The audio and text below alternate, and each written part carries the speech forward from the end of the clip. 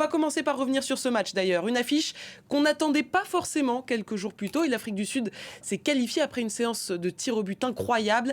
4 arrêts réalisés par le gardien sud-africain Williams. C'était un match assez équilibré entre les deux équipes. La dure loi des tirs au but a sacré l'Afrique du Sud et a éliminé le Cap-Vert. Est-ce que vous pourriez revenir sur cette séance de tir au but incroyable et la performance du gardien sud-africain Williams ? D'abord, je crois que c'est le premier gardien dans l'histoire de la CAN à réussir 4 arrêts, et ce sont des vrais arrêts. C'est-à-dire que c'est pas des pénaltys qui sont mal tirés, ce sont vraiment des arrêts. On sent qu'il travaille ça, il attend le dernier moment, il a un jump incroyable qui lui permet d'aller chercher ses ballons. Williams, c'est la révélation, en tout cas au poste de gardien. Pour moi, c'était déjà le meilleur gardien du tournoi avant cette séance. Bon, là, il confirme. Il entre dans la légende de la CAN. Et j'oublie pas non plus l'arrêt qu'il fait à la toute dernière minute, juste avant les prolongations. Il touche le ballon du bout des gants et ça va sur le poteau. Et véritablement, si l'Afrique du Sud est en demi-finale aujourd'hui, c'est grâce à Williams. Je comprends aussi pourquoi les Sud-Africains n'ont pas forcément peut-être lancé toute leur force dans la bataille, parce qu'ils ont une telle confiance en leur gardien de but qu'ils se disent peut-être qu'au tir au but, c'est pour eux, quoi. C'est un grand spécialiste lors de la Coupe d'Afrique récemment, alors l'African Football League, parce que les Mamelodi Sundowns les jouent toutes, donc son club en Afrique du Sud. Il avait arrêté un penalty contre le Ali du Caire, au Caire. Et permis la qualification de son équipe d'ailleurs. Donc c'est un garçon qui a une grande assurance, une grande sécurité, une vraie expérience maintenant, puisqu'il a 32 ans. Et donc il a... Je crois qu'il est plus jeune, hein. Je crois qu'il a 22, non ?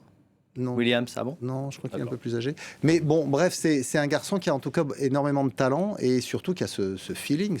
Moi, je trouve qu'il a une sérénité aussi incroyable. Hein. Voilà, vraiment, c'est poker face, quoi. Et rien ne transpire sur lui et on a l'impression qu'il est vraiment très, très tranquille. Franchement, moi, je le trouve bluffant, ce gardien. Alors, les Capverdiens ne sont vraiment pas passés loin de la qualification. Qu'est-ce qui leur a manqué sur ce match ? On peut dire qu'ils ont fait une belle compétition quand même. Magnifique. Première fois de leur histoire. Pas la première fois qu'ils arrivent en quart de finale, mais la première fois qu'ils arrivent après avoir passé un tour d'élimination directe, en l'occurrence les huitièmes de finale.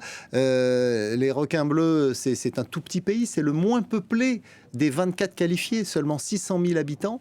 Et donc, ils arrivent jusque-là dans la compétition, c'est déjà formidable. Après, ce qui leur a manqué, c'est un peu de réalisme, parce que c'est vrai qu'ils ont été très entreprenants, ils ont beaucoup essayé, mais il y a eu malheureusement énormément de déchets pour les attaquants, notamment Gary Rodriguez, qu'on connaît un petit peu en Europe, puisqu'il a joué, il a grandi aux Pays-Bas, il a joué notamment à Galatasaray.